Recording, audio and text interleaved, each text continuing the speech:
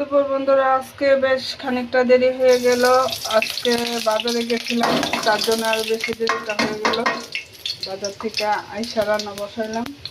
এখন মাছের ঝোল রান্না করব কই মাছ দিয়ে। এটার মধ্যে কালি জিরা মেথি সম্বাস দিচ্ছি, কপি, আলু, সিম, বেগুন। আর দেরি করলাম না, তোমাদেরও দেরি করলাম না, আমারও অনেকটা দেরি হয়ে গেছে, তার জন্য কাটাকুটি একটু বাজা বাজা করে আমি মশলাগুলো। তোমরা সকলে ভালো সুস্থ আছো তো? যেভাবে ভূমিকম্প হইতেছে ভয় লাগে। এই যে দেখো আমি কই মাছটি ভাজ্যে উঠে গেলেছি, কারণ সব কিছু দেখাইতে গেলে ভিডিওটা বড় হয়ে যায়। আর মাছের মাথা দিয়ে গাড়া রান্না করছি, এখন গাড়াটা বসাই দিই। লবণ দিলাম, আর ঝোল দিয়ে একটু সবুজ সবুজ হইলে আমার জন্য ভালো। আর যেহেতু আমরা কাঁচা লঙ্কা খাই, একটু কাঁচা লঙ্কা আর কিছুই দেব না। আমরা মশলা একদম একটু হালকা ভাজা ভাজা করে সামান্য একটু তেল দিয়ে দিই সিদ্ধ হওয়ার জন্য।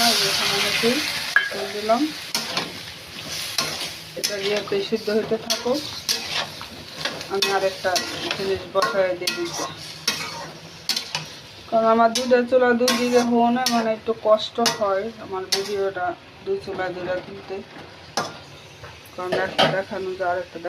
বন্ধুরা, এই যে এই চুলার মধ্যে আমি গাঁটাটা বসাই দিলাম, পেঁয়াজ আর রসুন সম্বাস দিলাম, কারণ রসুন বাটা দিব, তার জন্য আমি অল্প করে দিলাম।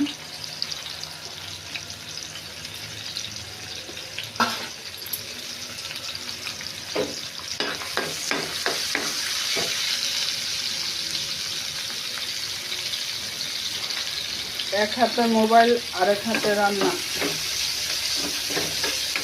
মা নারী নারী হয়েছে মা দুর্গার মতো, এক হাতে সন্তান আর এক হাতে অস্ত্র। এই ভিডিও করতে গিয়া কত কিছু শিখলাম না। যেহেতু গাটা, তার জন্য একটু আদা কুচি দিলাম আর কি।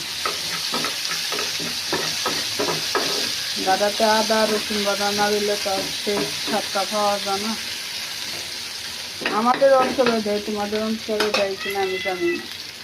এই যে আমি সবজির মধ্যে সিম, বেগুন, আলু আর একটা মূলা দিচ্ছি।